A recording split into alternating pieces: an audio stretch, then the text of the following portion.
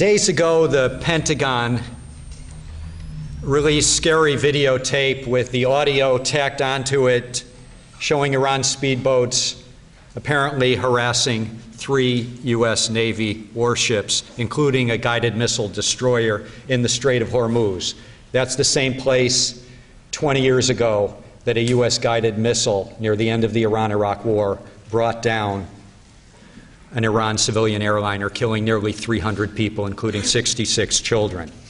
On the tape that was just released by the Pentagon last week, a menacing voice is heard to say in broken English, "I am coming to you. You will explode after a few minutes."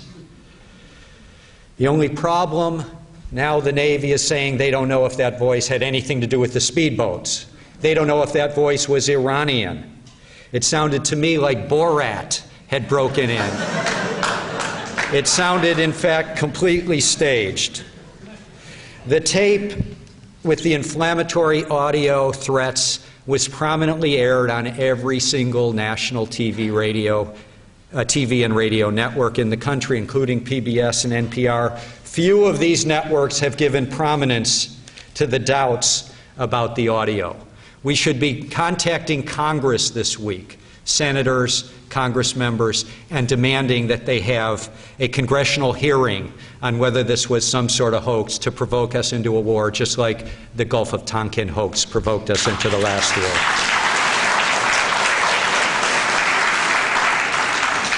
The tape was used by President Bush to threaten Iran yet again with the words, "No option is off the table." He called it a provocation. It was nicely timed, this tape, very nicely timed for his trip to the Middle East, where he wants to unite the Sunni and Arab regimes against the Shia and the Persians of Iran. Cheney, as you know, was in the Gulf a while back threatening Iran. American citizens have to ask themselves, who's threatening whom? Who's provoking whom? I try my best to imagine, as you know, I'm a student of talk radio and American media, try to imagine how talk radio in this country would react if somehow the situation were reversed, if somehow there were huge Iranian naval warships off the Atlantic Ocean.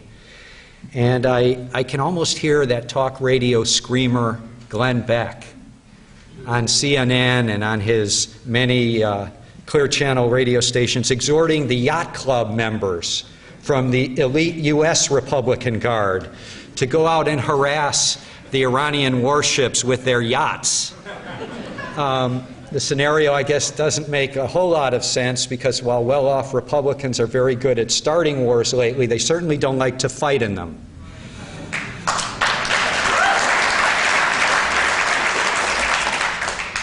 I think of Mitt Romney endorsing as loudly as he can the occupation of Iraq, 120%, endorsing the threats to Iran, and I think about his 5 military-aged sons bravely fighting off the terrorists from Iowa to New Hampshire to Michigan to South Carolina.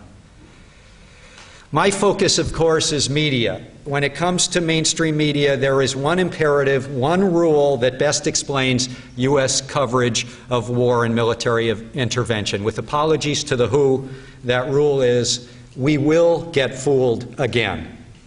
Sometimes corporate media will debate military tactics or the pace of military success, but rarely do they question the legality, the morality, the divine right of U.S. military or CIA to invade in country after country across the globe.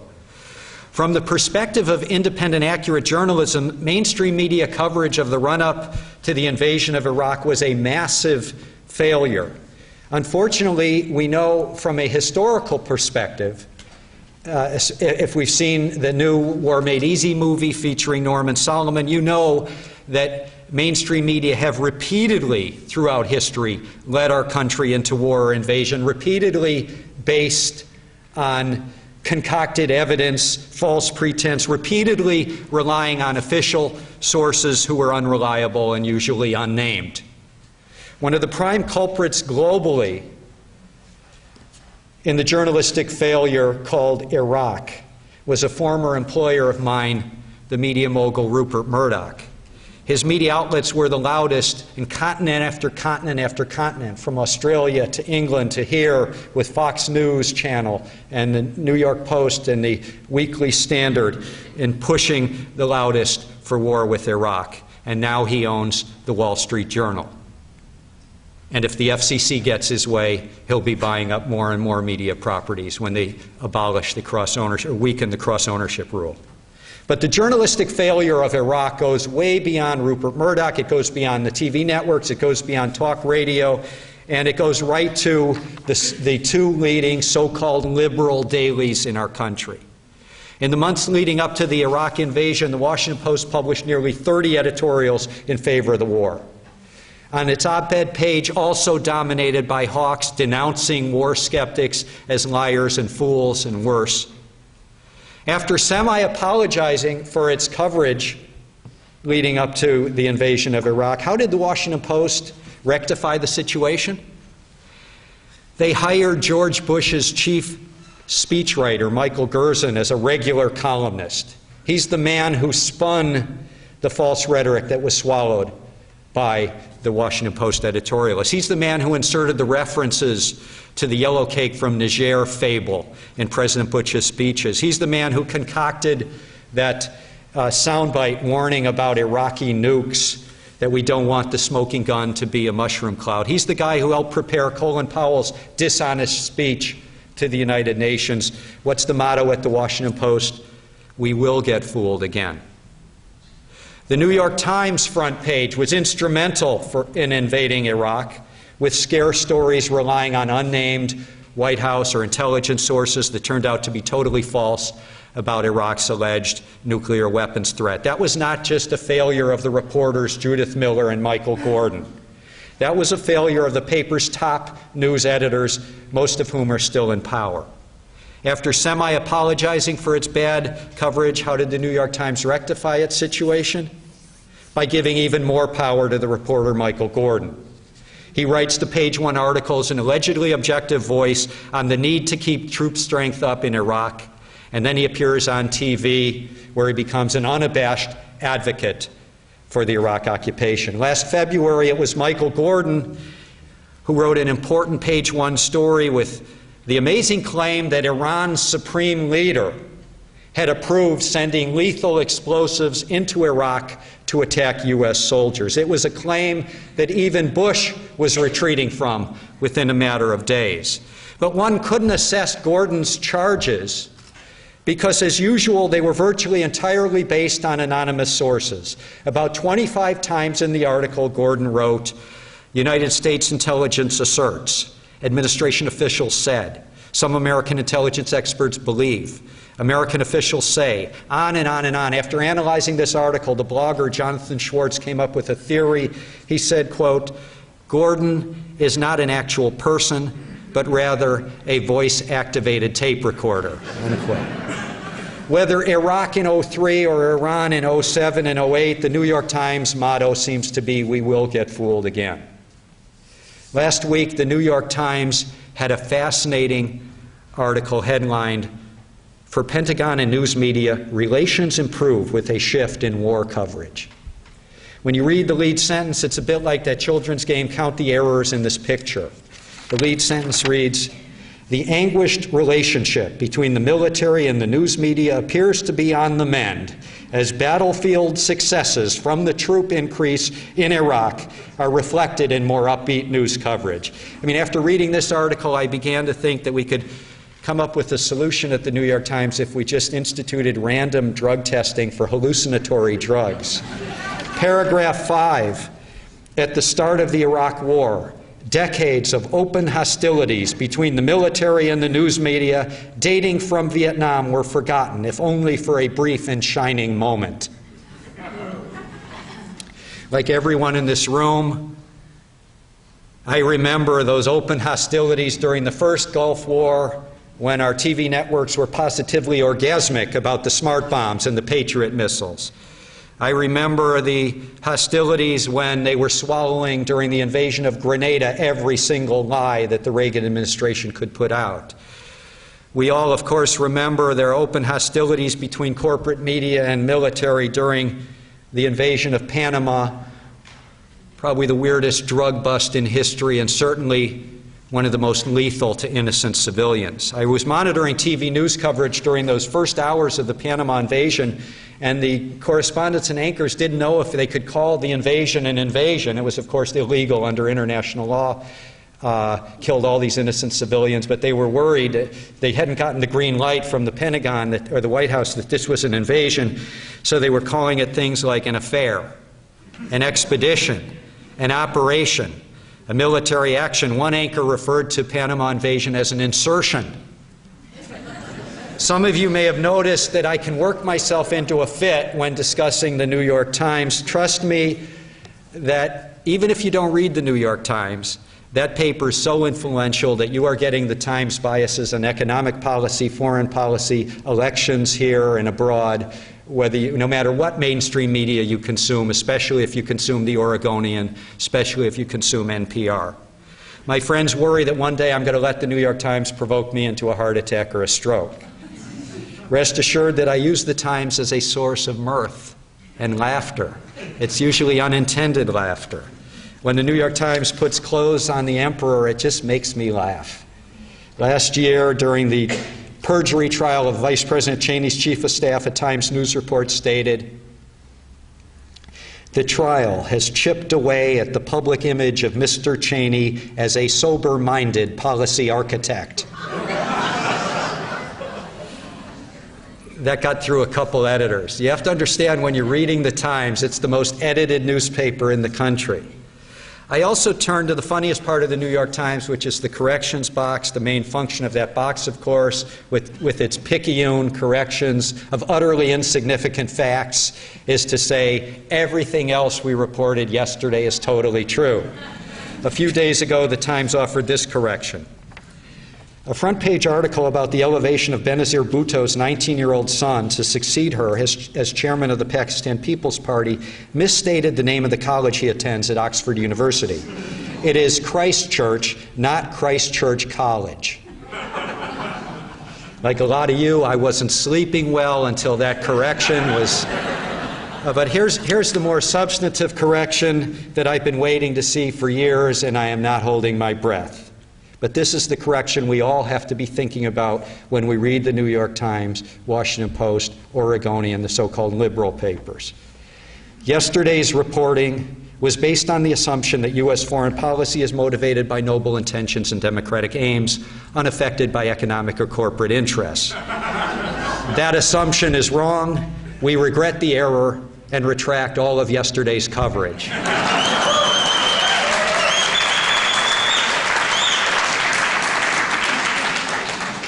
I'm just going to talk a few more minutes before I turn over the floor to Scott. But I want to ask the trivia nuts out there, who here can tell me what the subtitle is of the movie Dr. Strangelove? Yes, you've got it. How I Learned to Stop Worrying and Love the Bomb. You could put a similar subheadline lately on mainstream coverage of Iraq. How I Learned to Stop Worrying and Love the Occupation. For the realities of Iraq today, you have to go to the independent media. You have to go to the British Guardian. You have to go to the British Independent. You have to go to writers like Scott Ritter, Dar Jamal. According to a recent BBC poll that surprisingly hasn't been heard much in the mainstream media here at home, huge majorities today of both Sunni and Shia Iraqis want the U.S. troops gone, and 57% of Iraqis today support attacks on U.S. troops. Patrick Coburn wrote recently in The Independent that, quote, Iraq has become a land of warlords. Of course, there's less violence in Baghdad because, as Dar Jamal writes, it has essentially been ethnically cleansed, ethnically divided, entire neighborhoods surrounded by concrete walls and security checkpoints. Normal life has all but vanished. During the so-called troop surge, the number of Iraqis, according to the Iraqi Red Crescent, that have been displaced, that number has multiplied, displaced from their homes. According to the UN refugee commissioner. 2.3 million Iraqis have now fled the country. 2.3 million are internally displaced. That's 20% of the country. The equivalent of that in our country would mean 25 million Americans exiled, 25 million Americans internally displaced. It's a bit like Hurricane Katrina in New Orleans multiplied 100 times. The media's role in the Iraq invasion is very personal for me because, as you heard from Tom Hartman, I witnessed the crime firsthand until I was terminated by MSNBC along with Phil Donahue for political reasons 3 weeks before the invasion. Those of us who challenged the evidence that Iraq was somehow a threat and warned that this invasion would lead to chaos. In other words, those of us who acted with moderation, with reason, with skepticism. We acted journalistically. Many of us have been banished from the media system. Scott Ritter virtually banished from the media system. But if you echoed the official deceptions, you've seen your career flourish in mainstream media. In 2002, I debated and opposed the invasion of Iraq week after week on MSNBC, but my debates were taken away. They were taken off the air. They were replaced by non-debate segments featuring the former colonels, the retired generals, the former CIA analysts, the so-called weapons experts. These people didn't ever have to be in a debate. They didn't ever have to face a tough question. They were presented as the independent and objective experts. One of the most ubiquitous experts in the mainstream media, especially on CNN, was the former CIA analyst and Brookings Institution fellow, Kenneth Pollack. He pushed relentlessly for an invasion of Iraq. He went on Oprah's huge TV show and said that Saddam could use weapons of mass destruction, not just in the region, but against Americans in our 48 states. Afterward, he was asked, "How did you get it so wrong?" And he said, quote, "That was not me making the claim, that was me parroting the so-called experts." Has Pollack retired in shame as a media analyst? No, he's still a regular. He gets quoted in those front-page New York Times stories by Michael Gordon on the need for staying the course in Iraq. Last summer, he co-wrote the crucially important New York Times column in support of increased troops in Iraq, the so-called troop surge.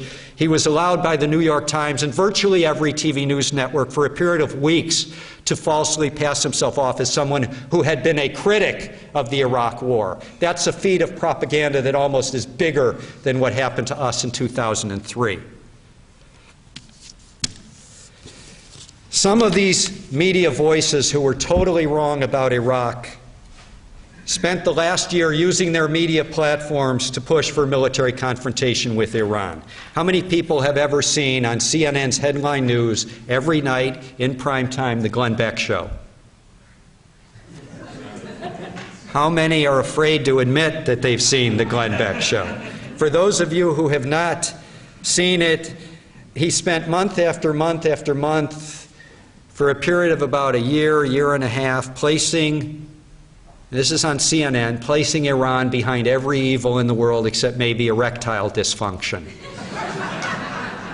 Beck was hired at CNN after he had been one of the biggest cheerleaders for the Iraq War, after he had been on the air on Clear Channel as a talk radio screamer, wishing for the violent death of Congressman Kucinich, wishing for the violent death of Michael Moore, calling Cindy Sheehan the big prostitute.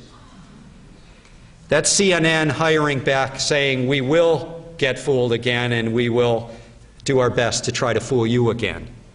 In late 2002, when we at MSNBC's Donahue Show would discuss booking Scott Ritter as a guest about Iraq, whose analysis, of course, has been completely vindicated by events, we would hear this whispered smear.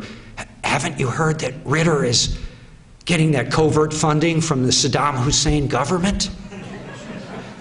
I know that smear was said at other TV networks. It was aimed at taking one of the most articulate dissenting voices off of the air.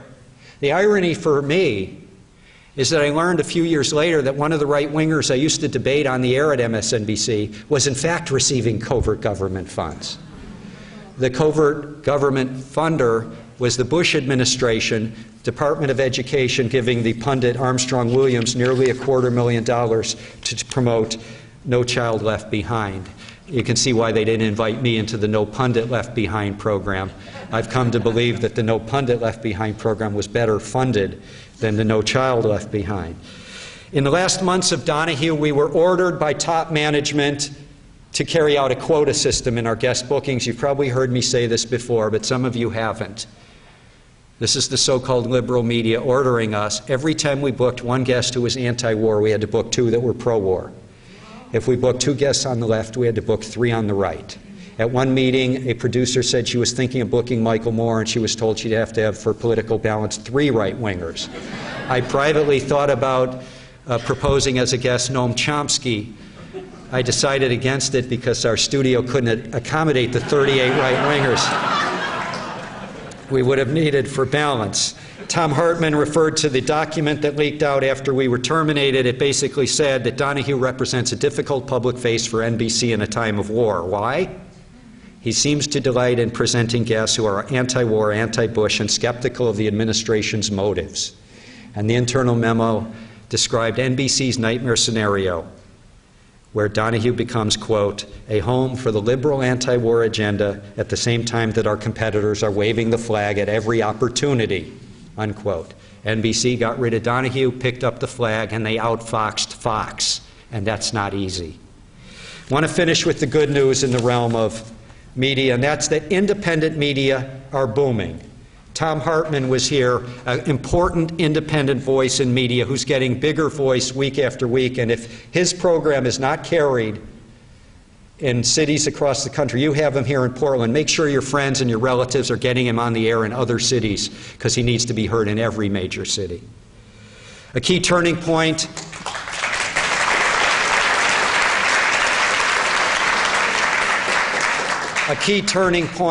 in the growth of independent media was Iraq.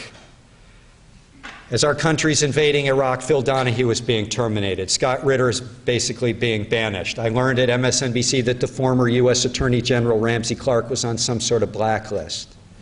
They're waving flags, they're not doing journalism, and this led to a crisis of confidence among the American media consumer, and that is a great thing. As a consequence, BBC at the time was reporting increased audience from Americans. We now have millions of internal exiles from U.S. corporate media. These are exiles not just from the jingoism, but from the tabloidism of a mainstream media that is much more aggressive in investigating the criminal involvements of Paris Hilton and Britney Spears than war criminals and corporate criminals. Independent blogs that started in 2002 are booming. Or later. Ariana Huffington has a huge audience. It wasn't started till a couple years ago. Independent websites like Common Dreams and Alternate are growing. Amy Goodman's Democracy Now! Expanded from radio to radio, TV, and the web, and every week is adding a new station. I was at MSNBC when Trent Lott, the majority leader in the Senate, made his comments endorsing the 1948 segregationist campaign of Strom Thurmond, and there were mainstream media reporters in the room, and they didn't even think about it. It wasn't reported by them. But independent bloggers wouldn't let it go, like Atrios and Josh Marshall at Talking Points Memo. And because of their intense coverage of these bloggers, Trent Lott had to resign the most powerful position in the Senate. The corporate media was asleep. Independent media did the job. Today, Talking Points has a staff of a half a dozen journalists. They played a huge role in turning the politically motivated firings of the U.S. attorneys by the Bush White House into a national story, into congressional hearings. Again, success of independent media, corporate media sleep. The Internet has been key to the growth of independent media, not just media based on the Internet. Many of you are familiar with the documentaries of Robert Greenwald. He finances these documentaries online, and he finds his audience online. He has no TV network behind him, no movie studio behind him. In 2006, when he was having trouble raising funds for the documentary he wanted to make about war profiteering, the one that became Iraq for Sale, he decided to go online and ask for people to become producers of that movie by giving $50. I gave my $50. They needed 4,000, quote, producers.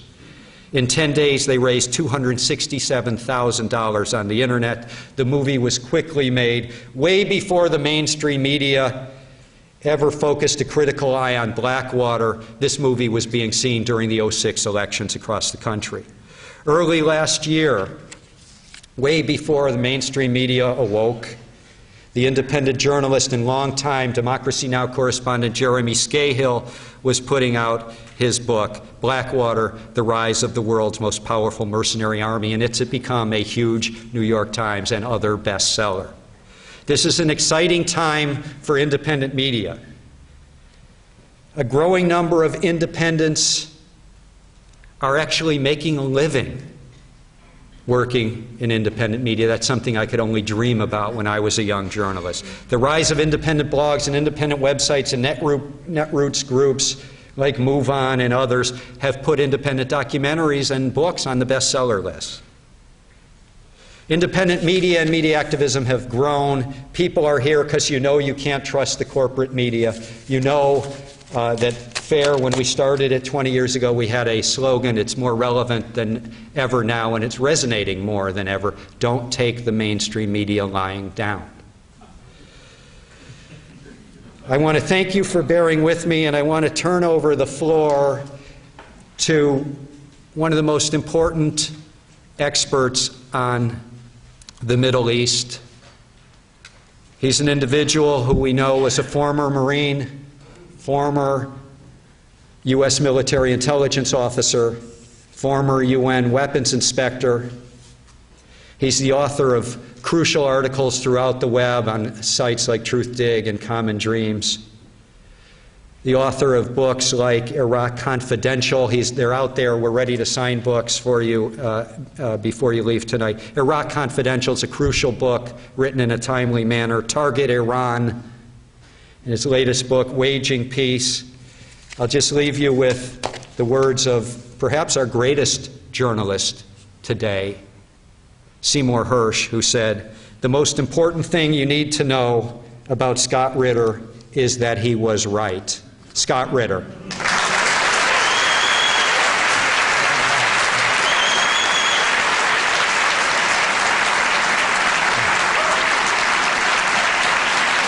Thank you. Thank you very much. First of all, thank you very much, Jeff, for the fantastic presentation and the absolute wonderful introduction. I'm embarrassed almost by it. It's an honor and a privilege to be here today. You know, earlier today I had the distinct privilege of addressing this same forum with a different audience. It was the student body of Lincoln High School. And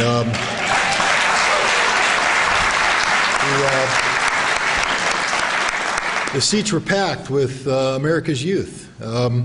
And I take high school kids seriously. I happen to be the father of twin 14-year-old daughters who are starting their 9th grade.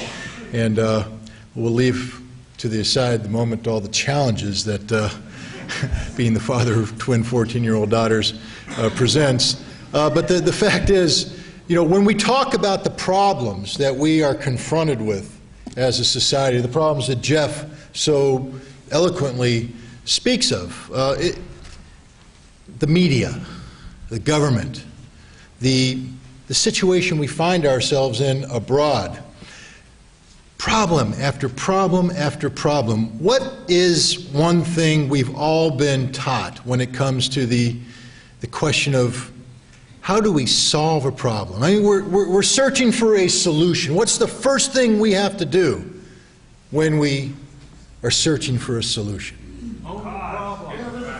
That's exactly right. Define the problem. What is it we're trying to solve? What is it we're trying to solve? And you know, here we are. I have trouble with the lights here in my eyes. I'm looking out. I assume the vast majority of the people in the audience tonight are above the age of 20. And I'll leave it at that. That's the lower limit. We won't discuss the upper limit. And my point is, you know, we've sort of settled into our life, our frame of reference. We know what we believe in. we're sort of stubborn on that. I believe in this, and you're not going to change me. I've been doing that my entire life. And that's fine, you know, because we're here today amongst friends. We're preaching to the choir. I have good reason to believe there's not too many neoconservatives in the audience tonight. I'd bet a dime to your dollar, and I'd win that bet. So, you know, we can sit here and I can throw out fact after fact and we can have talks about Iraq and we'll talk about some of that. But you know what? There's not much I'm going to say that's going to change your mind. You're here because we're in agreement. We're not here to enter into a debate. I'm not going to debate you about the Iraq War. How many people actually believe that there were weapons of mass destruction in Iraq before we invaded? No, that debate's done. It actually never happened, but it's done. It's done. No, our problem isn't us. We're on the right side of history. We're on the right side of the facts. We're doing righteous work. The problem is there isn't enough of us. The problem is that when you take a look at this crowd, and I first of all thank you very much for coming out tonight, but we're not the problem. The problem is the rest of the population of Portland, Oregon, that's out there tonight doing their thing, ignorant of what's transpiring here, of what we're talking about here. And one of the main issues is that most of those people out there in Portland, Oregon tonight are over the age of 20. Like us, they are entrenched in their way of thinking. They've made up their mind. Whether it is to believe George Bush or whether it is to wallow in ignorance, they're happy. No, the high school kids is where it's at. Because that is the generation that needs to be impacted. They're the ones that need to be imbued with a sense of responsibility, with a sense of worth, with a notion that they do matter, with the concept that if they empower themselves with knowledge and information, they never need to fear having their ignorance manipulated by others. And frankly speaking, in this nation we call the United States of America, our major downfall collectively has been our ability to wallow in ignorance. And from that ignorance of the world we live in, fear is generated that enables politicians to manipulate us, to set us down a path that leads to death and destruction. Think about it. Think about it. Iraq. First of all, how many people, again, guys, I'm speaking to the choir, so when I say how many people, I'm not talking about ye who are in the audience tonight. We are true believers. I'm talking about the heathens that are out there walking the streets, living their lives, ignorant of what's going on. How many people actually could point out Iraq on a map? And yet we're going to go to war against this country. We were told that Saddam Hussein, that very name alone, brought in an image of a dark-haired, swarthy, mustachioed Stalin lookalike who would stare you down. And Saddam Hussein was the #1 threat in the world today, not only to America, but the world at large. This dictator from Tikrit, the leader of a nation of 24 million people, was somehow a big enough threat to put nearly 7 billion people quivering in their shoes. How absurd is that? How absurd is that notion? No, but it's okay. 24 million people reinforced by weapons of mass destruction. Think of that very term. Weapon of mass destruction. I know what a WMD is. At least I know how it's defined by U.S. code and by international law. How it was defined by the United Nations. Chemical weapons. They're horrible things. I'm not trying to denigrate them. I'm not trying to belittle them. A chemical weapon produced in its pure state can do horrible things to you. It can make you drown in place as it gets into your lungs and bursts and fills your lungs up with liquid. It can blister your skin and cause your body to fail. It can get into your central nervous system and kill you that way. Biological weapons does the same thing, except they use biology, not chemistry. Nuclear weapons can devastate entire cities. Ballistic missiles are capable of being tipped with chemical, biological, or nuclear weapons, therefore taking this lethal payload and sending it thousands of miles away to take out cities. No, I know what a WMD is. And I can tell you right now that with the exception of the nuclear weapon, there's nothing to fear when it comes to chemical and biological weapons. Now, I don't mean that they can't hurt you. But what I'm saying is if you allow people to hijack science and place words, terms, give it titles, breathe life where no life is, more people will be killed by a Marine Corps rifle company this year in Iraq than died in chemical weapons attacks in the last 30 years. But do we call a Marine Corps rifle company a weapon of mass destruction? No. We use the term weapon of mass destruction for one reason only, to intimidate you, to make you fearful of that which you do not know and understand, to scare you into accepting at face value everything that follows. Jeff mentioned it. What's one of the catchphrases that emerged in the build-up to the Iraq War? We don't want, you guys can almost repeat this for me, we don't want the smoking gun to come in the form of the mushroom cloud. How many times did they have to say that before the American public was just wallowing in fear? Fear based on ignorance. Most Americans had no clue what a mushroom cloud was, but they didn't want it to come. No, we as a collective, the American people, are disappointing. We are very disappointing.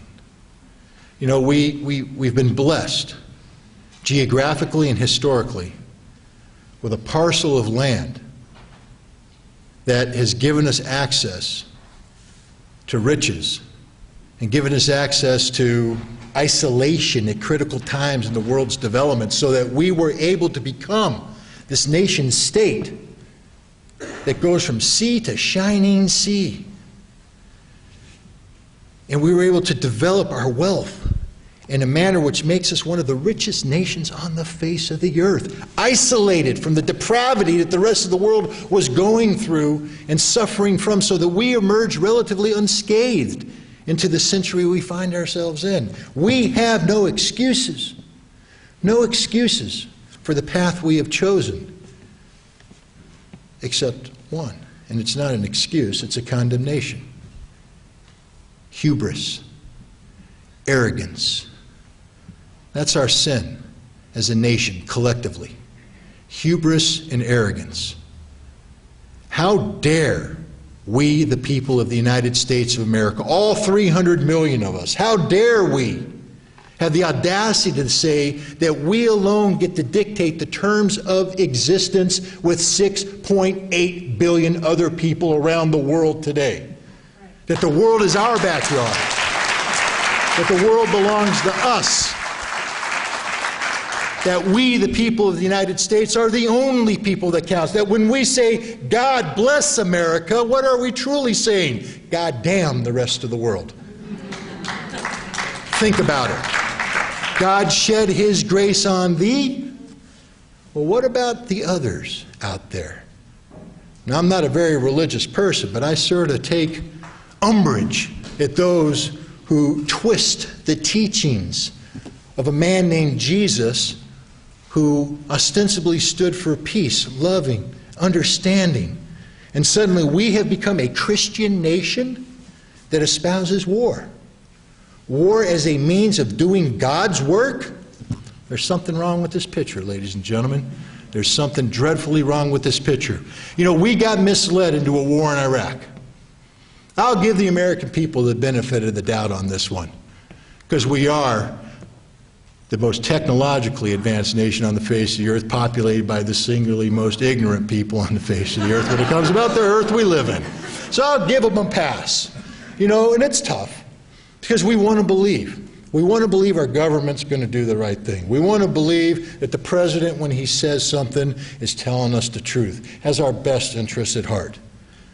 All right, if that's truly how you were operating, you're forgiven. The president lied. Get over it. But never again fall victim to that trap. Never again accept at face value anything this government says, whether you believe they're telling the truth or not. It's not our job as citizens to nod our heads blindly when the government says something. Our job as a citizen is to remind those whom we elect to higher office that they work for us. I don't work for them. They work for me. I pay them with my taxes. They're responsible to me. They are held accountable by me. And how do I know this? I've read the Constitution of the United States of America. In addition to taking an oath to the Constitution of the United States of America, I've actually read it and understand my role and my responsibility as a citizen. Key among which is to hold those whom I elect to represent me in higher office accountable for what they do in my name. In October of 2002, the President of the United States stood before the American people and told them that he knew there were chemical weapons and biological weapons in Iraq. He knew. I'm a simple Marine. He didn't say he thinks. He didn't say, I believe. He didn't say there might be reason to believe. He said, I know that there are chemical and biological weapons in Iraq. Now, when someone says they know something, that implies certainty of knowledge, which means it must be backed up with a certain body of fact. And all I asked of the president, you see, I just happened to be a humble chief inspector of the United Nations who spent 7 years in Iraq from 1991 to 1988, managing the problem of hunting down weapons of mass destruction. So the president surprised me when he said he knew there were weapons of mass destruction in Iraq, because I went back and quickly checked the rosters of the inspectors, because I pretty much was involved in every inspection that went in. And I said, wait a minute, did George W. Bush slip into one of these inspections? Did he get down there? Does he know something I don't? And the answer was, of course not. He hadn't been to Iraq. He hadn't done the inspection, but he said he knew. Benefit of the doubt passed you, Mr. President. I'll give you, okay. But if you know, that means you got to have some facts. And all I ask from you, Mr. President, is to share the facts with me so I can share your certainty, so I can stand side by side with you as we go forth to counter this threat to American security. But it's transpired that there were no facts, that the president didn't know anything, that the president was lying. And the media let him get away with the lie. And the American public sat there and did nothing. We won't get fooled again, right? We learned our lesson, right? And yet today we have the President of the United States overseas in the Gulf Arab states talking about Iran. The President says Iran is the #1 threat facing the United States and the world today. This threat comes in the form of dual nasty operations, one being an Iranian nuclear weapons program, and the second being Iran's status as the largest state sponsor of terror in the world today. Let's talk about the Iranian nuclear weapon program for a second. It's a curiosity because in the summer of 2007, over and over again you were told by the Bush administration and by senior intelligence officials and by the media that parroted all this so effectively that Iran has an ongoing nuclear weapons capability that they are hiding from United Nations weapons inspectors, and that Iran can have a nuclear bomb any day now. Well, they didn't all say that. I mean, the CIA covers themselves. One day the CIA said, well, Iran's capable of having a nuclear weapon in a matter of months. And then they say, the CIA says Iran's capable of having a nuclear weapon in a matter of 10 years. It's curious, that 10-year figure. Portland, Oregon can have nuclear weapons in 10 years. My hometown of Del Mar, New York, can have a nuclear weapons program in 10 years. You can pick any place on the face of the earth, and in 10 years, I can have a nuclear weapons program there if you give it enough money. If you say Iran can develop a nuclear weapon in 10 years, it means we don't know what they're doing. And that's the closest thing to the truth the CIA will ever come to saying about Iran. We don't know what they're doing. But in late 2007, the CIA published a national intelligence estimate that dramatically reversed the findings. They said, time out. We now believe that Iran stopped its nuclear weapons program in 2003, and that there is no ongoing nuclear weapons program activity in Iran today. And you know what happened? All the people who were critical of the Bush administration immediately stood up and said, hallelujah, prove my point, in spades. We win. No nuclear program, we told you. Bush was a liar, da-da-da-da-da. I sat there and I went, that estimate's wrong. That estimate's very wrong, and you should not embrace this estimate. It's a very dangerous thing to embrace this estimate. Because if you accept the conclusion, which I concur with, that Iran does not have an active ongoing nuclear weapons program today, you have to accept the underlying premise, which is in 2003, they had a nuclear weapons program. I continue to contend that Iran has never had a nuclear weapons program, and the facts back me up. The Bush administration has jumped on this estimate and said that the fact that Iran had a nuclear weapons program in 2003 and has not yet declared it means that they cannot be trusted, and that we don't know what truly is going on inside Iran today, and that they continue to be the #1 threat to international peace and security and the United States of America in the form of this undeclared nuclear weapons program. The president is overseas right now telling the Gulf Arab states that the threat to the world comes from Iran and its nuclear program, and it must be dealt with. If Iran does not answer the questions that the United States has spoon-fed the International Atomic Energy Agency to the satisfaction not of the international community, but of Washington, D.C., then the United States will have no choice but to act on what the president has said, which is all options remain on the table, including the military option. If you believe for a second that there is not an imminent threat of war between the United States and Iran, you are wrong, ladies and gentlemen, because this president wants war. This president has said that he will solve the Iranian problem before he leaves office, and that solution will be inclusive of regime change in Iran. And that will not come peacefully. Ladies and gentlemen, we are on the verge of war. That's why I'm excited. Not because I'm happy, it's because I'm angry.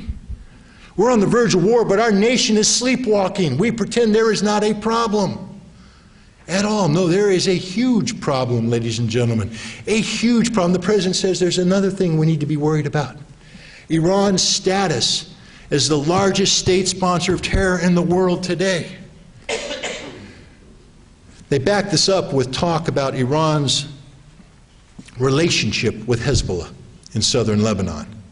And they call Hezbollah a terrorist organization. The fact that Iran continues to fund Hezbollah and support Hezbollah proves the president's point. Now, I'm not here to defend Hezbollah or speak high praise of Hezbollah, but I'm an American.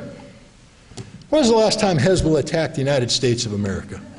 Why do I really give a rat's butt about Hezbollah? Now, if I were Israeli, I'd care. I'd be concerned about Hezbollah. I'd also have to sit there and go, wait a minute, what's the cause and effect relationship again?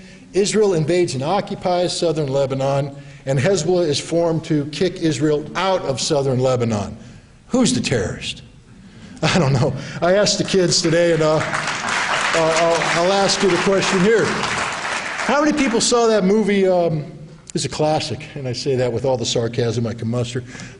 Red Dawn. Oh, yeah. Red Dawn. It's a great movie. I mean, it's awesome. Really, it is. You got the Russians and the Cubans invading America.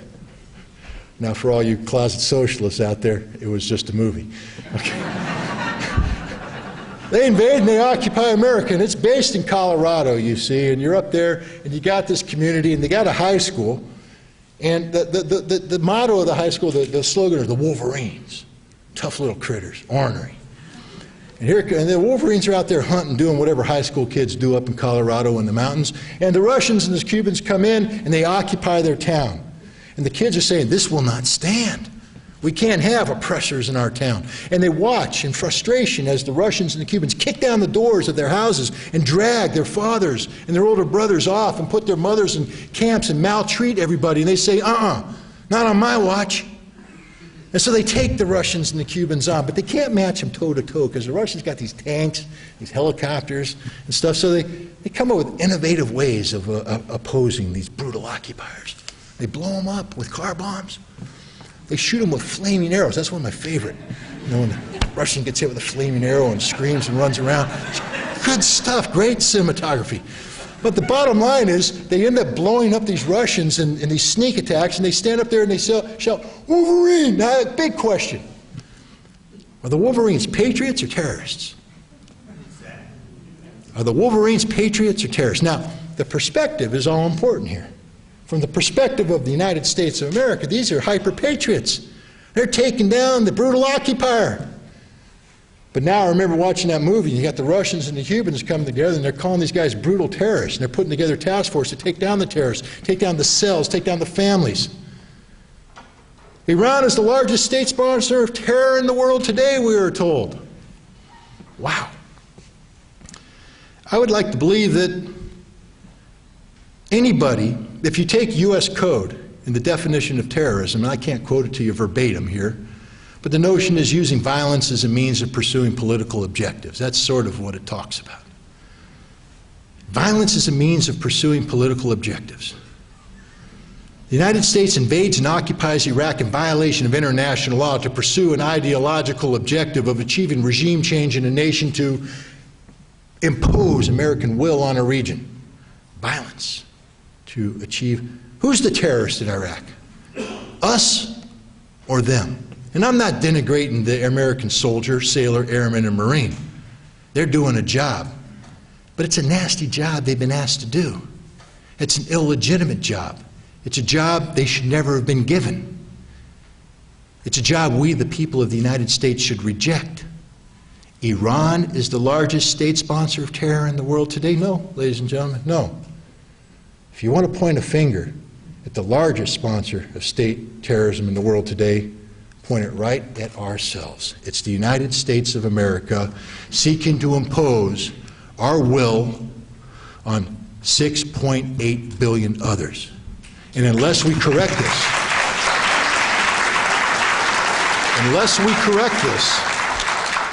there will be hell to pay. Because we live in a world that is governed by Newton's second law of physics. You know, for every action there's an equal and opposite reaction. Believe it or not, that applies to the human condition as well. If we go out and push and impose and bully, there will be a reaction to our action. That's why I enjoy talking to these students, because these students have yet to be imbued with the hatred, with the chauvinism that the majority of the American people seem to be imbued with when it comes to talking about the rest of the world. If I go to the average bar in downtown, small-town America and say Ahmadinejad in Iran, people will spit on the floor. And yet, here with the high school kids, I could talk about Ahmadinejad in Iran and speak common sense and let the facts prevail. The youth are our future, ladies and gentlemen. The youth are the only hope we have. View ourselves as a football team that has a track record of fumbling and throwing interceptions. We are not doing a good job. The only chance we have of winning the championship is to pass the ball off to the next generation. Therefore, our job is not to win the game. We can't. We failed. Our job is to buy enough time so that the next generation can do a better job than we have done. The next generation must empower itself with knowledge and information so that it will never be intimidated by their collective ignorance. Never allow fear to emerge from this ignorance. It can be manipulated by government officials. The next generation must have the courage to stand up and say, we are responsible for our own actions. We will not become the tools, the compliant tools of a government that doesn't understand the notion of accountability to citizens. That is what we must strive for. That is what we must accomplish. Now, how do we do that? I don't know. I can't give you a playbook, but I'll leave you with this thought. Jeff talked eloquently about the media. I'm not quite as eloquent. I'm a good person, though, for parceling out blame and responsibility. I blame the media for a lot. The media, you know how it is when you're not popular anymore. They call you bitter. And what was the other? There's other terms they put out there. Disgruntled, bitter former Inspector Scott Ritter. Yeah. Every time I hear that, I expect to see this wizened old country. I'm not disgruntled and bitter. I'm just sort of angry, But I can still put a smile on my face. Now, people talk about the media and they say it's all the media's fault. It is. It's all the government's fault. It is. I don't debate that point, but there's a third part to this. We the people, it's our fault. Have we forgotten what it is to think? Have we forgotten what it is to function? When I hear people say, Scott, tell me, where can I get all the information needed to empower me to be the citizen you want me to be?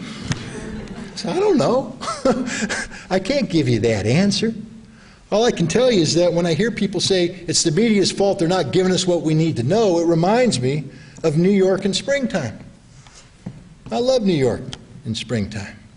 We've got tough winters where I'm from. A lot of snow. So the snow melts, leaves blossom, and all the birds come back. And those birds do what birds do, and they build nests, and then those little eggs appear in the nests, and sure enough, out come the little birds. Little baby birds pop in there, and they sit there, a whole bunch of them. They go, tweet, tweet, tweet, tweet, tweet, tweet, tweet, and it's a beautiful little noise that they make, but it's not done for my entertainment. It's done for their mom. Oh, mama bird's up there in the tree, and you can hear her. You just watch her, and tweet, tweet, tweet. She flies down, she goes out, and what's she do? She gathers worms, and she puts them in her stomach. She goes back to the nest, and then she pukes into the mouths of her little birds. That's what they do. That's how they get food to them. She pukes in the mouths of the little birds, and the birds are happy. And it reminds me of the American people who sit there before the television and go, tweet, tweet, tweet, tweet, tweet, tweet, tweet, tweet. And then they turn on the TV, and the mainstream media pukes into their throat. And the American people are happy. They're happy. Ladies and gentlemen, we can't afford to be little birds anymore. We have to become hunter raptors. And what I mean by that is we don't wait for someone to give us the news. I call it the London effect. I go to London often, and when I go to a London hotel, I wake up in the morning, I go down to eat the wonderful breakfast that the British serve, and there's 5 newspapers there. And I get to pick up all 5 newspapers. And if I pick up the Guardian, I know the Guardian is the mouthpiece of the labor organization. It's got a built-in bias. The Guardian doesn't pretend to be anything other than what it is, the mouthpiece of the left. I pick up the Times of London, it's the mouthpiece of the right. It doesn't pretend to be anything other than that. I got the Independent, Social Democrats. You go on and on and on. I get the Sun, I don't know what the Sun is, Rupert Murdoch, I guess, yeah. But bottom line is, they don't pretend to be, it's not like the New York Times where they pretend to be all the news that's fit to print, and the American people buy into this nonsense. The British don't play that game. It's the Guardian. They will publish what's beneficial to the left. It's the Times. They will publish what's beneficial to the right, and you know that when you read it. So you read all 5 newspapers, and you start saying, how come the Guardian gave more weight to this, and the Times gave less weight to that? What's going on there? How come they over-reported this, under-reported that? You take all the facts, and you know what happens as you start to read the 5 newspapers? An amazing thing. You form an independent point of view. Ooh, scary concept. I'm suddenly able to think on my own. I'm not held prisoner to the Guardian, the Times, the Independent, or the Telegraph. I got my own point of view. What happened? The most powerful supercomputer on the face of the earth, the one between this earlobe and this earlobe, suddenly engaged. And that's what we need to do. We need to start empowering ourselves, not by waiting for someone to puke down our throats, but to go out and gather the information and form the point of view on our own. And if we're too old and stubborn to do that, then we need to empower our youth to do that. And that should be our project, ladies and gentlemen, empowering America's youth to think on their own, to become the kind of citizen this nation must have if it is to survive. Thank you very much. It was a pleasure talking to you tonight.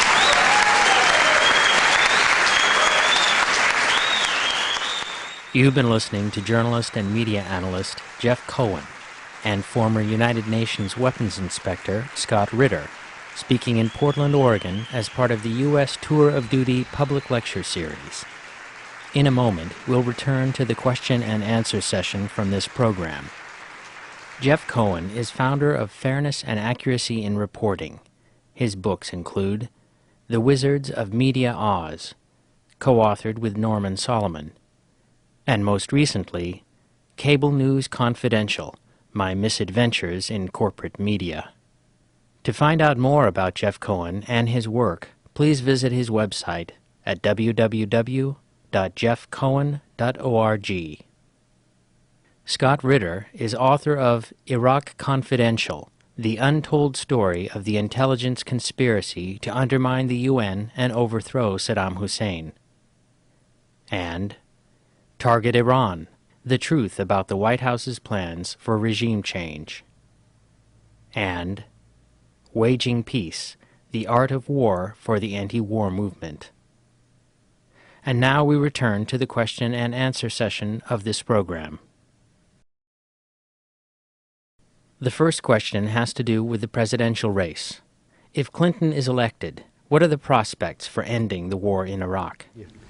Okay, thank you, Kim. And Progressive Democrats of America, Liz, I should admit, I'm on the National Advisory Board. It's a group that includes 7 of the best Congress members, Cindy Sheehan, Medea Benjamin, trying to put together an independent grassroots movement to take over and transform that party. In terms of Hillary Clinton, it's not something you want to get me started on. If you go to my website, jeffcohen.org, you'll see that I've been writing about her. I live in New York along with Scott. I've never voted for a Clinton. I never expect I ever will. The closer you look at the Clintons, you see politicians that are out for themselves, in service to big power interests, unwilling to change a U.S. foreign policy that, as Scott Ritter has pointed out, is utterly out of control. People ask me, what do you do in a situation where Obama seems to be trying to imitate Hillary? They're trying for vagueness, for national chauvinism, for militarism, for Israel right or wrongism, for threatening the Iranianism, if that's an ism. So the point is that I believe Obama would appoint a slightly better cabinet and slightly better people. I believe John Edwards would appoint a cabinet like we haven't seen since Franklin Roosevelt.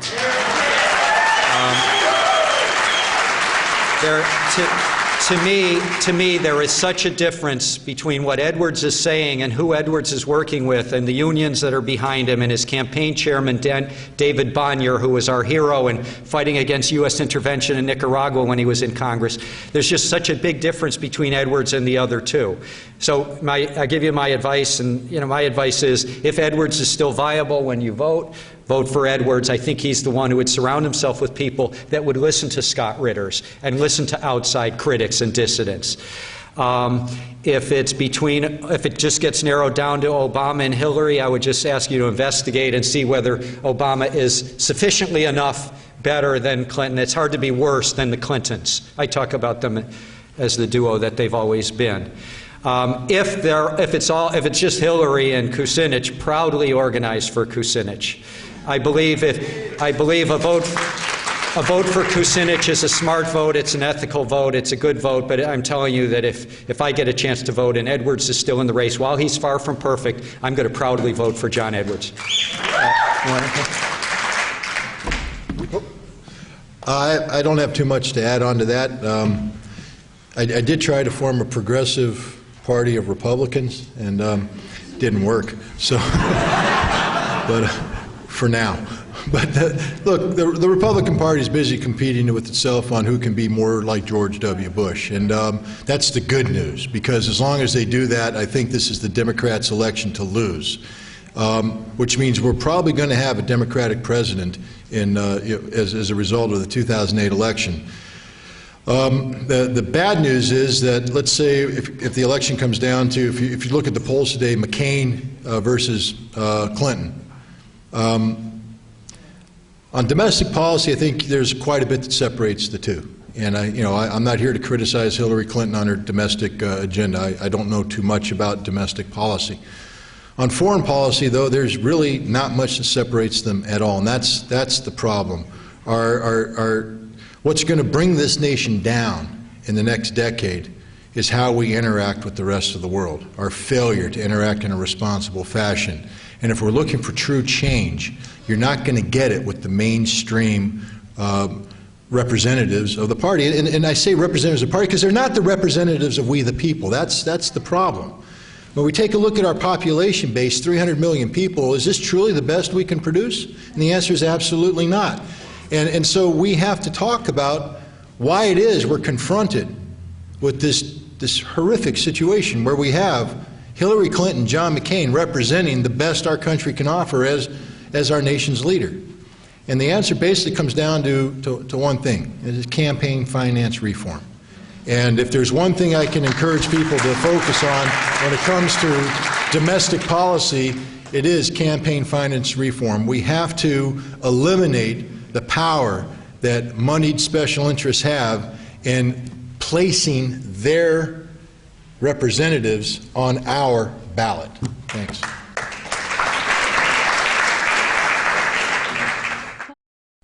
The next question from the audience raised a number of concerns, but asked specifically about how a war in Iran would affect relations with China and India. What I would say about look, again, I'm not a domestic policy person. I've expressed my dissatisfaction with how Congress does the people's business, because it doesn't do the people's business. It does the business of special interest. The war in Iraq and the war in Iran, the one thing you talked about, how you said at the end, how it can affect India and China. I'm not worried at all about India and China or Russia or any other nation becoming involved militarily as a result. Why would they? I mean, if you think about it, we are watching the death of an empire. We're watching the demise of the new Rome. Unfortunately, the new Rome is the United States of America. Ladies and gentlemen, unless we can reverse this trend, what we're watching is America falling apart at the seams internationally. I don't want that as an American. I actually believe that the United States of America has a role to play in terms of leadership in the world today. Not leadership of the dictatorship kind, but leadership of the kind that comes with moral integrity. We have a Constitution that's based upon principles that we should be proud of. And these are principles that could be held up to the rest of the world, not saying that we force you to be like us, but to say, this is how we do business. And if you guys want to talk about it, we can talk about it. Use us as a role model if you want. But we are involved in India and China. What are the two largest, this is a question, the high school kids got this. What are the two largest developing economies in the world today? India, China. What do they need to develop their economies? Oil. So now you get into what America's doing. You know, Dick Cheney had a secret little oil cabal meeting going on when they first came into power back in 2001, 2002. And one of the things they talked about wasn't to take over Iraq and Iran for the present, but they're talking about imposing our will on the Middle East and Central Asia for the future. They're talking 20 to 30 years down the road. There's a lot of concern in the neoconservative ideologues about China and India, because they take a look at how China and India are developing. They realize that they're going to be kicking our bucks economically if we don't do something about it. The key is to dictate the pace of economic development in China and India to the benefit of the United States, and we can only do that if we leverage our control over global energy resources. So if you want to know what we're doing in the Middle East and what we're doing in Central Asia, it's really quite simple. We're ensuring that the United States holds the strings on the puppet that is global energy, and it will dance when we say dance in a manner that's beneficial to us and detrimental to those we view as our counterparts. That's how India and China are involved in this whole mess. The next question from the audience asks about recommendations for the anti-war movement. I'll go quickly, then I'm going to throw this to Jeff, because I'm sure he's got... Your book is right out. Yeah, the quick answer is buy the book. But no, in all seriousness, go to the library and rent the book. It's cheaper. The key aspect to understand when we're talking about any movement in the United States of America is how many votes can it generate? Because we are a democracy. We're not a perfect democracy, but we're a democracy. And at the end of the day, on election day, if you don't have a die-bolt voting machine and using paper ballots, the more people you can bring to the ballot and cast a vote in favor of you, the better chance you have of winning. It's a numbers game. And when we talk about the anti-war movement, one of the big problems is its inability to generate a broad-based following amongst the American people. That's the biggest problem that I see the anti-war movement face. And you got to ask the question, why is that? And the answer, in my opinion, is quite simple. Because for the most part, the anti-war movement is drawn from the progressive left wing of the Democratic Party. I'm not saying it's exclusively drawn from the progressive left wing of the Democratic Party. I'm saying for the most part. And there's a loathing to try and expand that base beyond those who agree with everything that you embrace. And yet the requirement to have a true anti-war movement in America is to ensure that you can get the corn farmer in Nebraska, and you can get the cattle rancher in Montana, and you can get the apple grower in New York to agree with the left wing of the progressive element of the Democratic Party.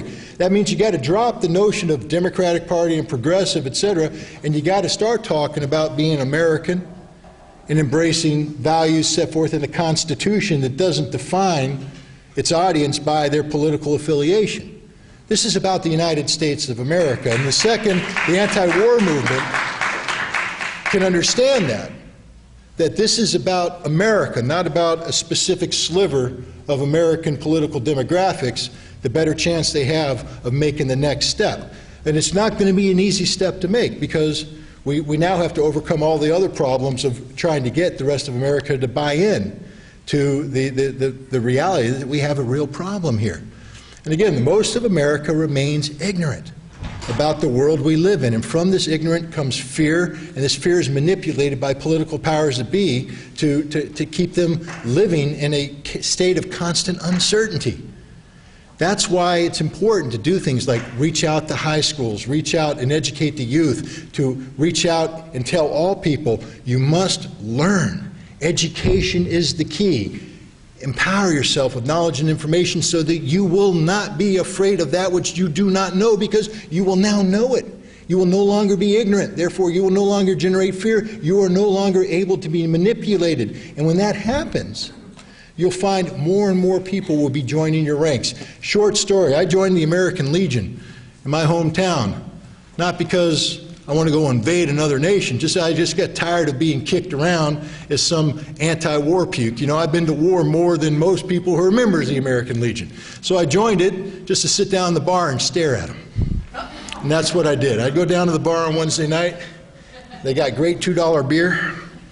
Put my $2 down on the table, beer. And they'd all be on the other side of the bar. And I'd sit there and just drink my beer and stare at them. Then I'd say, thank you very much, and I'd leave. I'd come back the next week, $2, beer, stare at them. And then they're not stupid. They watch TV, and eventually one come over and go, they're not finding any WMD in Iraq. And I said, no. He'd sit down next to me. We'd both sit there and get a beer, and now I'd stare at them and talk with him. And sooner or later, they all generated over. Now when I go to the American Legion, I'm welcome in open arms. Open arms. It's a lengthy process, but Americans really do want to know the truth. And that's what the anti-war movement should be pushing for. Educating America about the truth, what's going on in the world today.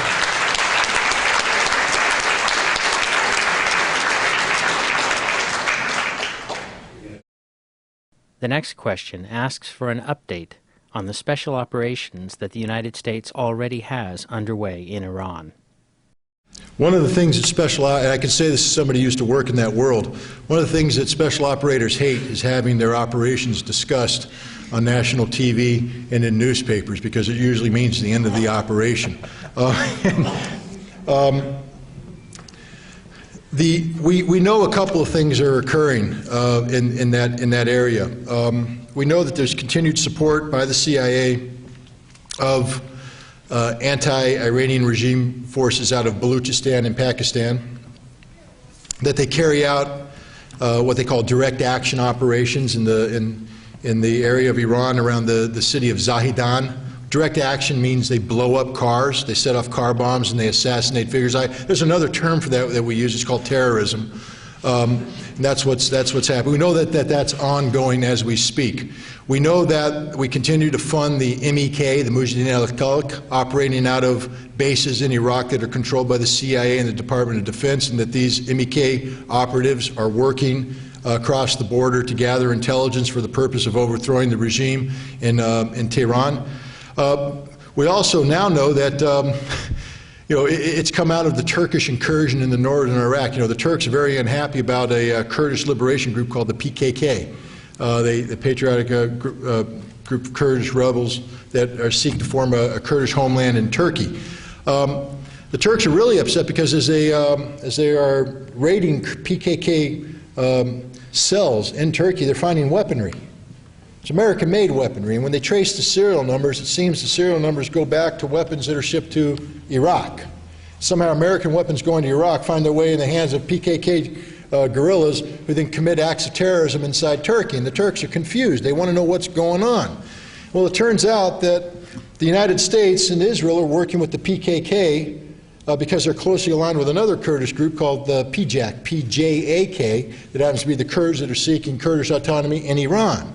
And at this weaponry, these are one and the same. So the weaponry is being given to PKK to give the PJAK. Trust me, it's an alphabet soup, because there's also the KDP and the PUK, and there's a whole bunch of other Kurdish groups. When people speak of the Kurds, understand they're a very fractured group of people. But my bottom line is the United States is neck deep involved in training Kurds to facilitate unrest, foment unrest inside Iran. We've also, they've uncovered the same in terms of Azerbaijan. Some enterprising people who listen to radio broadcasts and do that little electronic nerdy thing, such as what frequency is it operating on, who has bought the controlling rights to that frequency, etc. It found 2 radio stations operating out of Azerbaijan, encouraging the Azeri population in northern Iran to rise up. And when they traced it out, one of them is owned and operated by the Mossad, and the other one is owned and operated by the CIA. And so it's ongoing and active. We talk about diplomacy and how we seek a diplomatic solution to the problems with Iran, but the bottom line is the United States is engaged in active military action against Iran, because there's no other way to define it. I can tell you right now, as somebody who used to be a naval aviator, if I were out flying around and somebody locked on a target acquisition radar, they didn't fire at me, they just locked on their radar, that is an act of war. If we had Cubans coming over and putting troops on the ground and blowing up refineries in Florida, that is an act of war. If we caught Soviets committing espionage, we would arrest them and prosecute them and sometimes maybe even execute them, depending on the circumstances, because it is a violation of our sovereignty, an act of war. We are committing acts of war on an ongoing basis against Iran as I speak. Ladies and gentlemen, the war with Iran has already begun. We just don't know it. I think it's important when people were asking us, what can we do? How many people here in this room are Republicans? 1. Oh, 2. So they can meet afterwards. They can have the Republican caucus over here.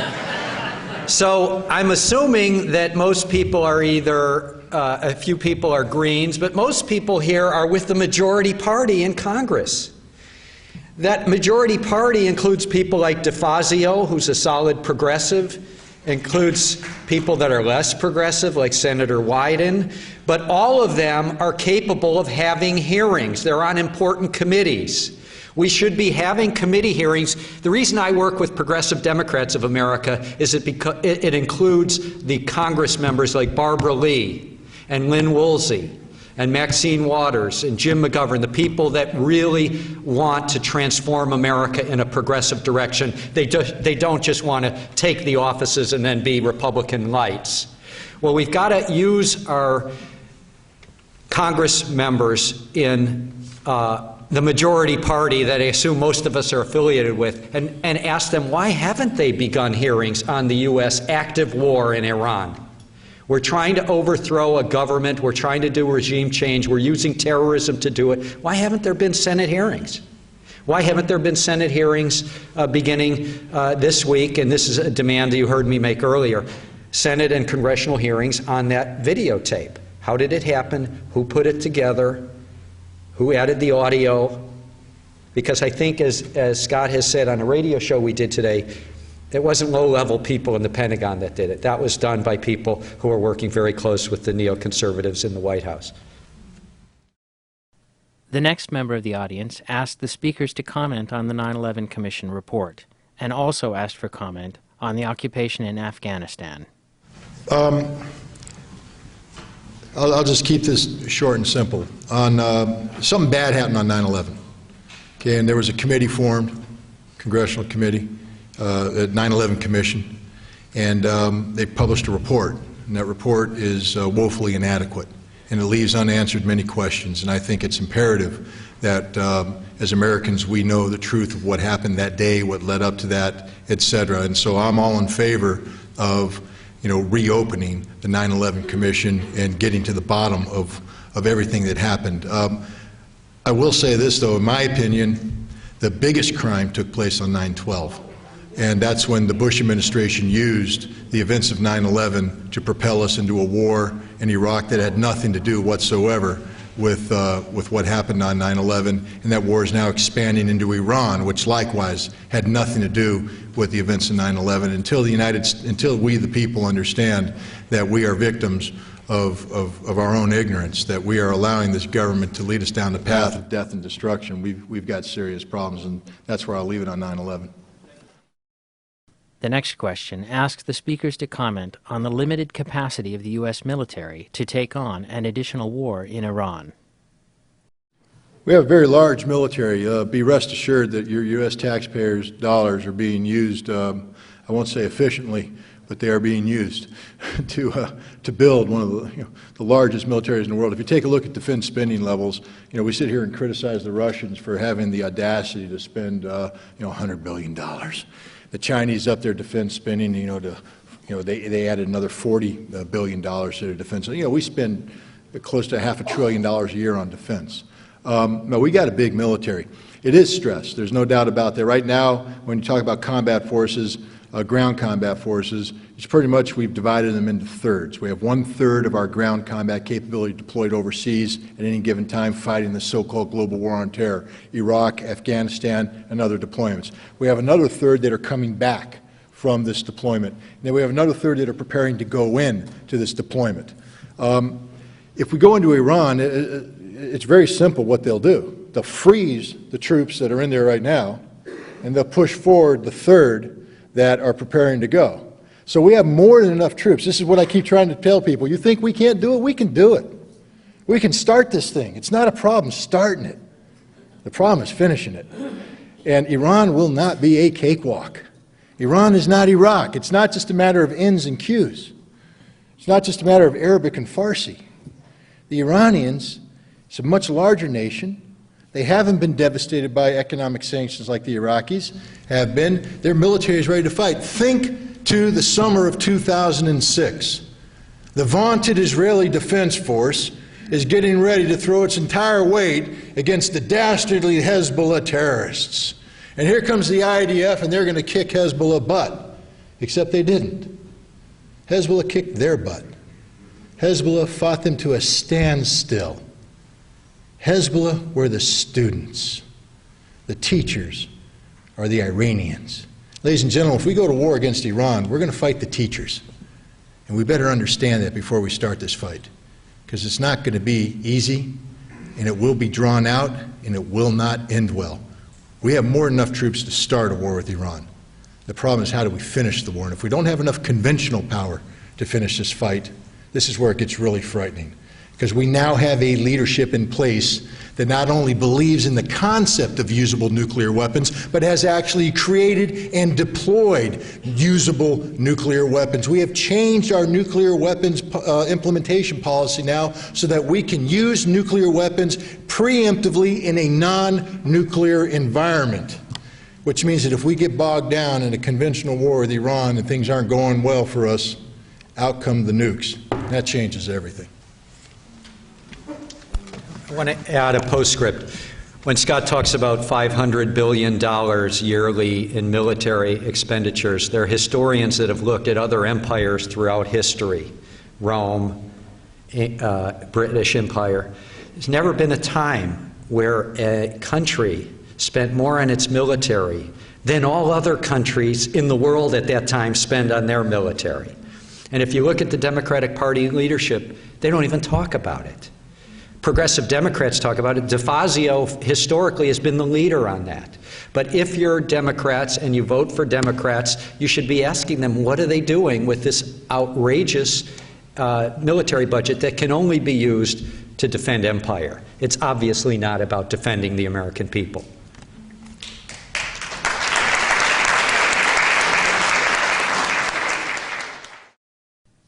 The next question asks how likely it is that Mohammed el-Baradei, the UN weapons inspector, would be successful in convincing Europeans that they are safe from a nuclear threat from Iran. And this questioner also asks, what in the world was Colin Powell thinking? What in the world was Colin Powell? Colin Powell thinking, okay. When we speak of the United Nations and we speak of weapons inspection, whether it be the work carried out by United Nations inspectors that I was involved in or the work that's ongoing today in Iran by Mohammed el-Baradei, you got to divide it into two halves. The first half is the technical half. The second half is the political half. On the technical side, I think the track record of both what I and other inspectors did in Iraq and what Mohammed el-Baradei's inspectors are doing in Iran is unequivocal. It's the most technologically advanced, intrusive arms control regime the world has ever seen. There is not a technical question that hasn't been asked and been answered, and answered sufficiently or more than sufficiently.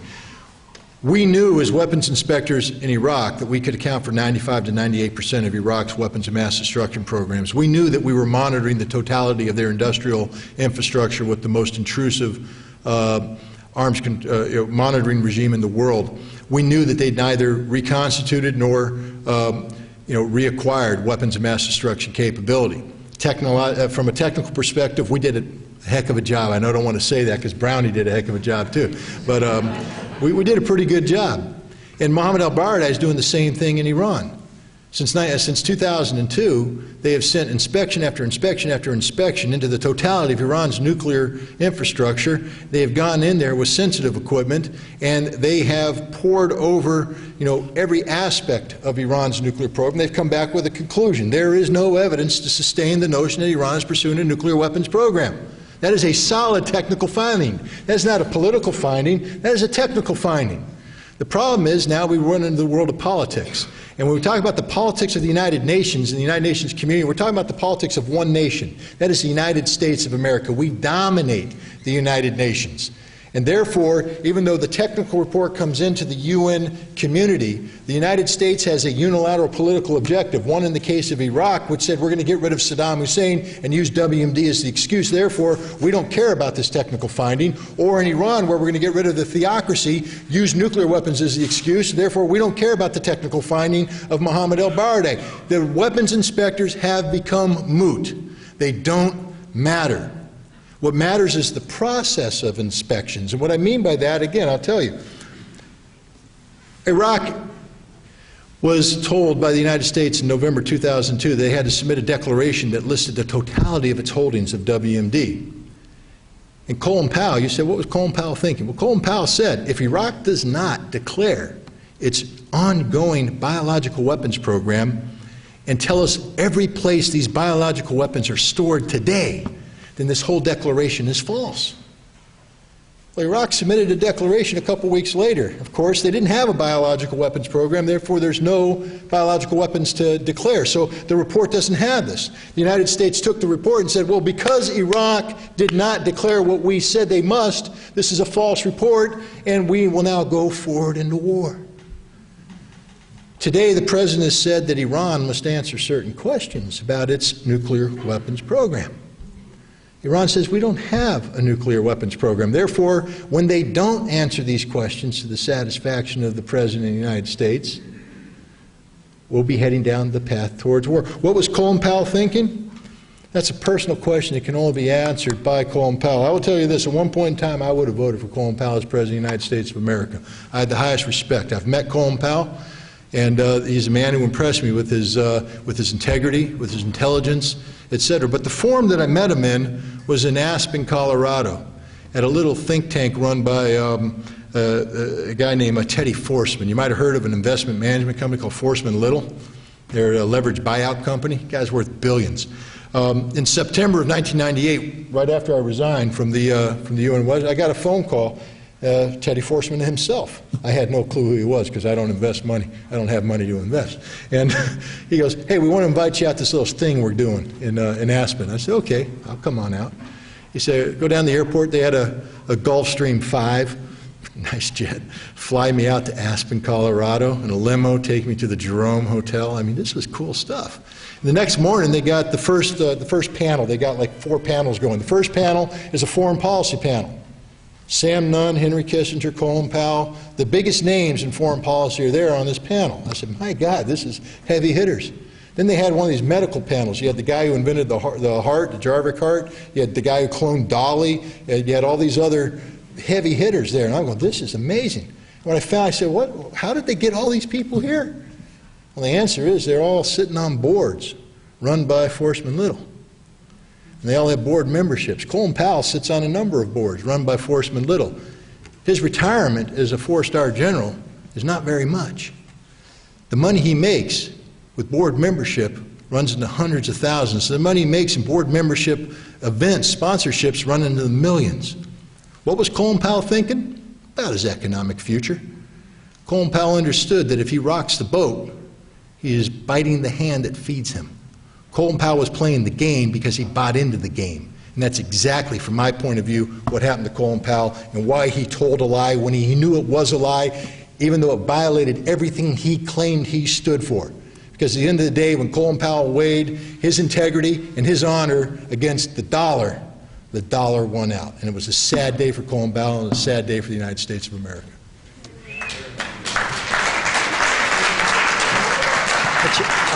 I want to say something quickly about the media's role in the Colin Powell speech. Within hours, I was getting stuff on the internet from British scholars, people who are real weapons experts, poking holes in the speech, saying this is not true, this is a false translation.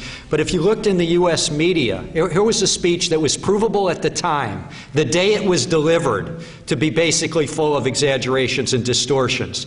And what happened in the media? No one in the country who got their news from TV networks heard any of these voices. Why? FAIR did a study on these 2 crucial weeks, 1 week before and 1 week after Powell's speech, to see who was allowed to speak about Iraq on the biggest TV networks, ABC, CBS, NBC, and so-called public TV, PBS, their biggest news shows. 390 people were allowed to speak. Only 3 of them were war critics. That's a debate that's less than 1% were dissenting voices. I always look for silver linings when I'm analyzing the media. I like to think that when you look at the debate that happened there, it was a little better than the debate on Soviet TV before they invaded Afghanistan. It's less than 1% dissenting voices at a time that every single poll, this is February '03. Every single poll showed half of the country was against this rush to war. But that half of the country was not allowed to be heard on national TV. And that's why we need the independent media, and we need all of us who are... How many people give money to KBOO, for example? Okay, I'm in a friendly place. The next questioner asked the speakers to comment on opportunities for organizing on college campuses. Where in New York are you? Sarah Lawrence College. Okay. God bless you. I speak at a lot of colleges. I've been doing nothing but speaking to colleges since 1998. I mean, I've traveled from the West Coast to the East Coast, from the North to the South, and every place in between, and I continue to do so. The problem with the college market. Thank you. Oh, no, it's thank the colleges. I mean, it's great, but the problem with the college market is it's a business. Okay, you want to speak at colleges, you just don't go and say, hey, see, right now, when I was told I was going to come out west and talk, I was asked by Jeff Norman, he said, are you willing to talk at high schools? I said, yeah, every single one you can line up. And high schools are like, hey, yeah, we'll do this, we'll do this, we'll do that. It's not a problem. You want to speak at a college, you got to have a speakers bureau. So you join a speakers bureau. I did that. I joined a speakers bureau, and they go out there and they pitch to colleges. The last 2 years are some of the most critical years in modern American history when we talk about war and peace issues. All right, especially let's take this year. We're talking about Iran. We're talking about the potential of war with Iran. And I'm not trying to elevate myself, but if I were to list the top 10 Iranian experts or Middle East experts in the country, I'll put myself up there. I'm not shy to say I know a little bit about that region. The college market doesn't want to hear it. I mean, the people who go and pitch the college market say, that's too heavy, man. That's too depressing. The kids don't want to hear that right now. Now, I know the students want to hear it, but the people who control the money on the campuses, who can bring in the speakers, are saying, we need something a little bit lighter. At least this is what I'm being told by my speakers bureau.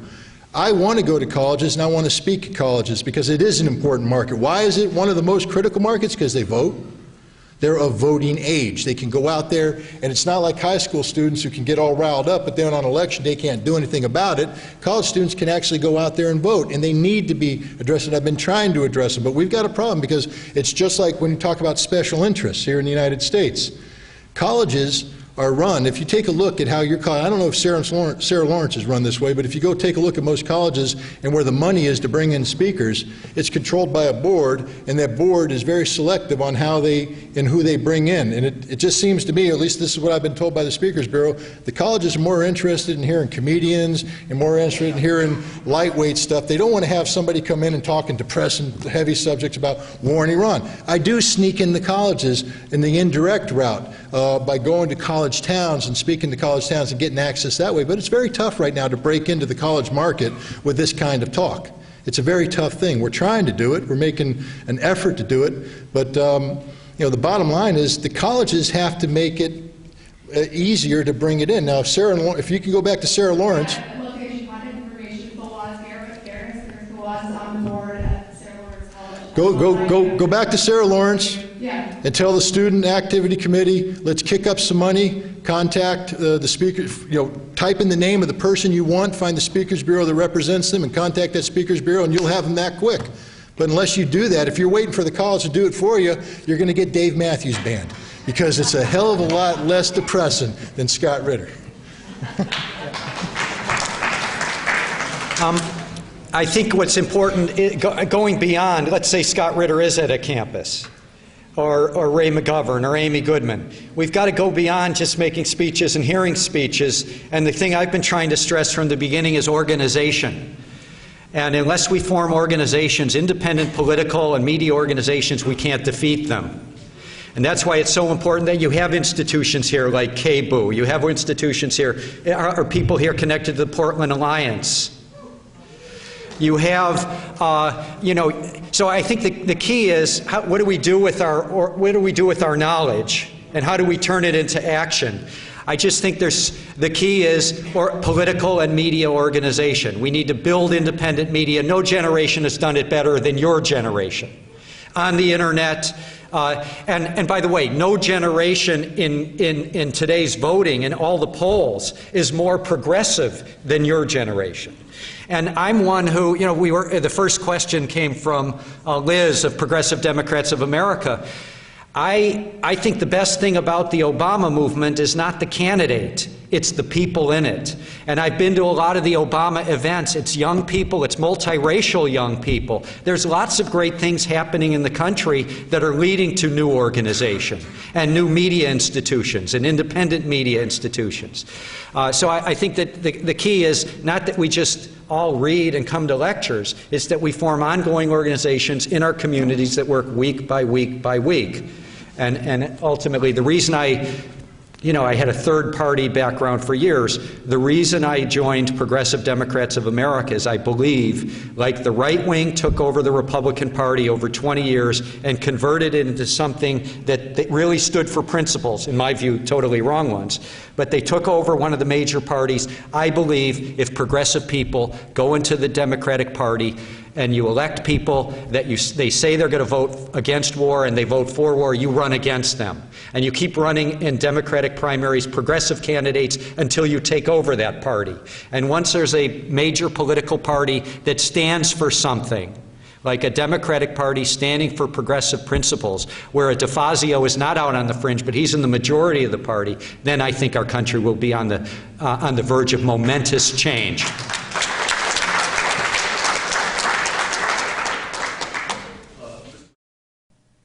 The next question asks specifically what can be done to prevent a U.S. war in Iran. First of all, thank you. Again, it was a thrill to be at Lincoln. I've traveled a lot of high schools, and I actually I asked a question: how many students have read the Constitution of the United States of America? And a huge number of students actually raised their hand, more than I've ever seen. And then when I hit them with the challenge, how many of you want to take a test where 80% is the passing grade, spot test right now, most of them kept their hands up. It was impressive. I mean, so the fact that you're asking me a question that's constitutionally based is mind-boggling.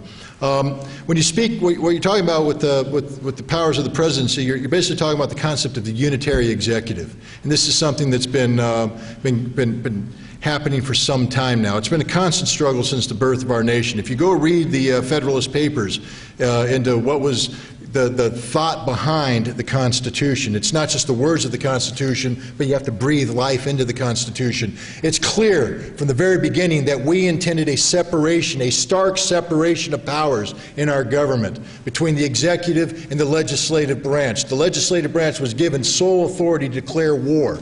War powers authority. But this has eroded over time. And now what we have is a situation where people say that the president is the commander-in-chief, and therefore the president is solely empowered to make decisions about going to war. And we now have a president today, President Bush, who says that he has almost dictatorial powers when it comes to war, that the Congress and the Constitution don't matter. All that matters is he, the President of the United States. This has led to some absurdities, not only from the presidency, but from the vice presidency. How many people have been following the adventures of Dick Cheney, like Alice in Wonderland, where he's created a never-never land of constitutional ambiguity between the executive and the legislative, saying that as the President of the Senate, I am responsible to the legislative branch, but as the vice president, I'm part of the executive branch, therefore I'm responsible to neither, and I can do anything I want, including classify information and not be held accountable to the normal chains of authority. We laugh about this, ladies and gentlemen, but it is a violation of the very principles we stand for as a nation. Now you say, what can be done? Only one thing can be done. Congress must stand up and defend its constitutional imperatives. But Congress will not do this. Congress will not do this so long as congressmen and women, our representatives, feel that the American people aren't demanding it. One thing I was trained, pounded in my head as a Marine Corps officer, because I was a righteous Marine Corps officer, and I would do what I would thought was right. And I'd stand before my general, my colonel, oftentimes explaining myself, because I had a lot of explaining to do sometimes. And on one particular occasion, the general looked at me and he said, "Ritter, shut up." He goes, "I know you're right, son. But let me give you a little secret. When you're explaining, you're losing. And you're explaining, so you lost. Get out of my office." No congressman wants to stand up in front of their constituency and start explaining things to them. They want to keep it simple. So it's imperative that the constituents empower themselves with a knowledge base about the Constitution, understand the separations of power, and understand what it means when you hand unilateral unitary executive power to the president that extends beyond legislative and constitutional reach, because that's where we're at today. It is a huge problem. Sir, you are going to war. Your generation will go to war. One of the saddest things is that I traveled to high school after high school after high school in 2001, 2002, telling high school sophomores, juniors, and seniors that you better wake up because this is your war. I went back to the same high schools 3 years later, and every single high school I went to had a student who attended that briefing dead in Iraq. Dead. Many of them had them wounded. This is not something that this generation needs to experience.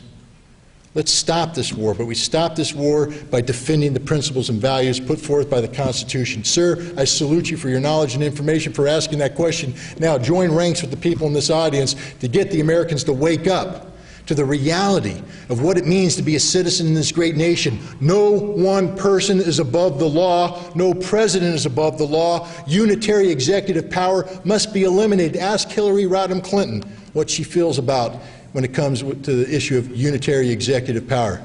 She's on the same page as George W. Bush, sadly. The final question for the speakers asks for their recommendations for the best sources of information on these issues. Okay, best sources of information to figure out what's really going on in Iran and the Middle East. I read every day. I read the website that I think is head and shoulders above all the others, just because it's so simple to use, is commondreams.org. Commondreams.org gives you The Guardian, which covers the Mideast, so different than our media. The British Independent, especially Patrick Coburn, who covers the Mideast, so different than our media. Scott Ritter's columns are always on Common Dreams. My columns, Amy Goodman's columns, Amy Goodman's transcripts. You can all find it on commondreams.org. And it's, I think, in my view, the best of the mainstream media and the best of the independent media and the best of the European media. You've been listening to journalist and media analyst Jeff Cohen and former United Nations Weapons Inspector Scott Ritter speaking in Portland, Oregon, as part of the U.S. Tour of Duty public lecture series. To find out more about the U.S. Tour of Duty campaign, please visit their website at www.ustourofduty.org.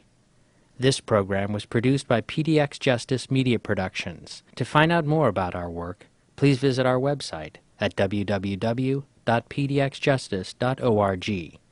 You'll find links to resources for more information on this and other topics, and you'll find programs with speakers such as Naomi Klein, Noam Chomsky, Raed Jarrar, Susan Faludi, and many others.